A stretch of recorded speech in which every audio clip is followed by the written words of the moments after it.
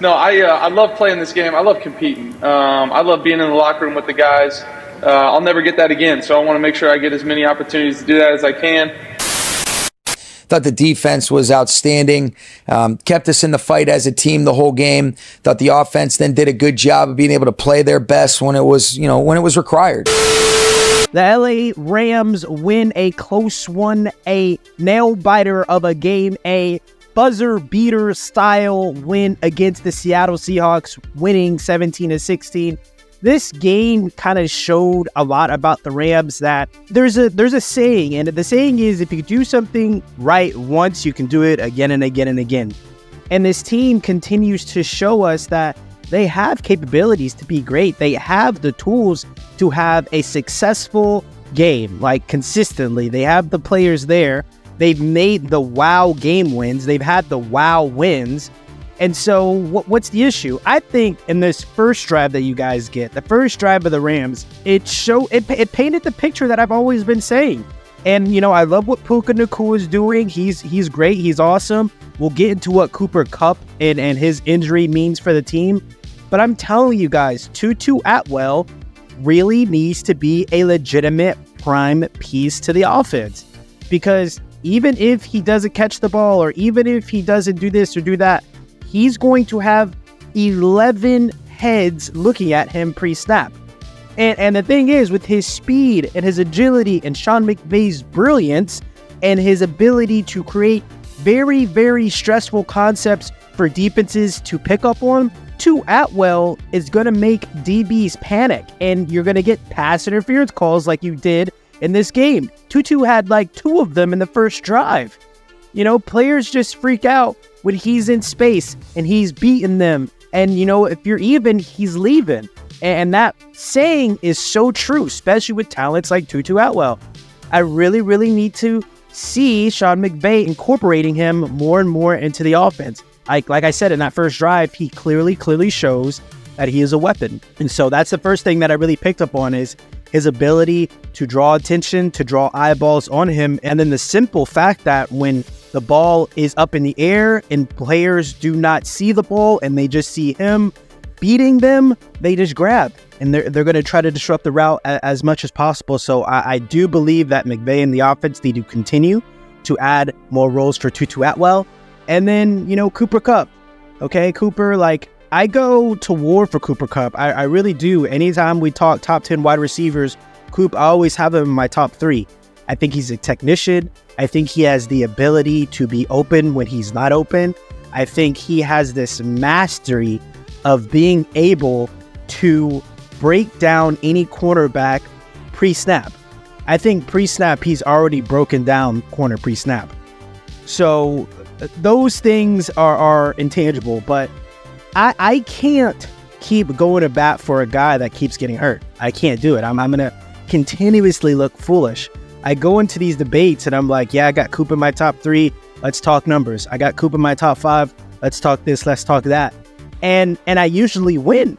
And I can usually bring the person along for the ride, be like, okay, yeah, Coop is him. Especially when I go in depth of him being a white boy. That matters. DBs, I promise you, and this is just real talk, DBs want to go harder against him because nobody is this is an ego. This is a thing. Nobody wants to get beat by the white boy. So that even proves his brilliance. But it's like, I can't help you. I can't defend you if you're continuously going to get hurt. And so I think that needs to be picked up. So he's got an ankle injury. He's probably not going to be ready for this Arizona Cardinals game. And this Arizona Cardinals game, it's not going to be easy. Okay, the Arizona Cardinals are not the Arizona Cardinals without Kyler Murray. These guys, once upon a time, y'all were the ones that kicked them out of the playoffs, luckily, and y'all won that Super Bowl that year. But this was a Cardinals team X amount of 2-3 years ago. They were in the playoffs. Y'all kicked them out for sure, but they were there. And the quarterback is back. He has a live arm. This will be his 3rd game back. And so he's going to have his juices really flowing. So this is going to be a game that you guys have to close out on.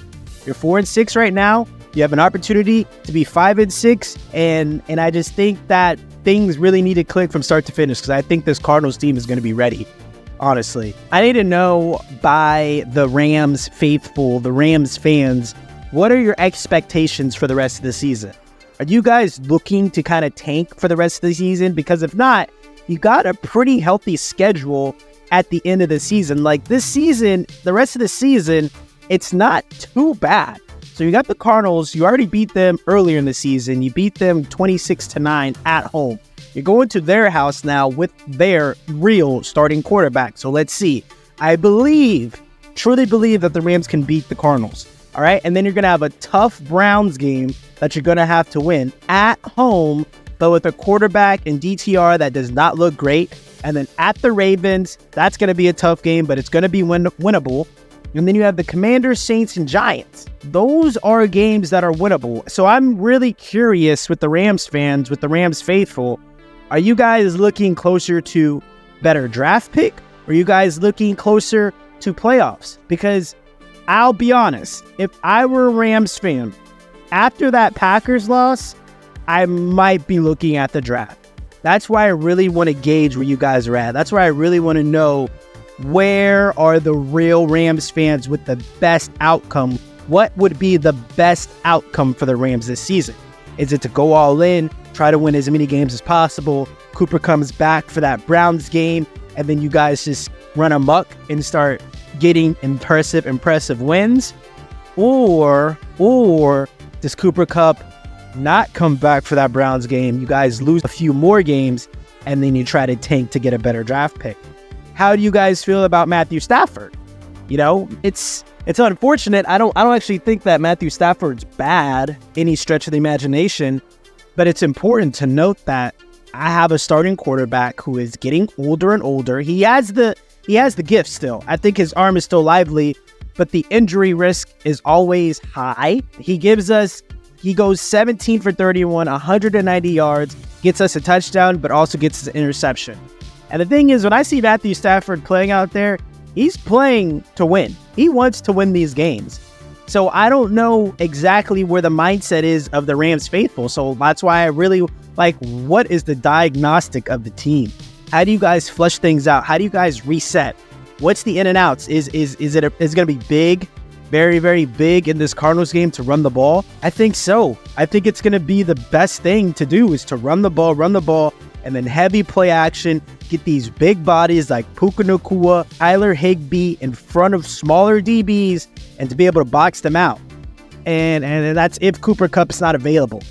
And get Tutu Atwell way more involved. He had one reception for 17 yards. We got to do better than that. And then lastly, Sean McVay, I want to know, are you guys happy with what he has done this season?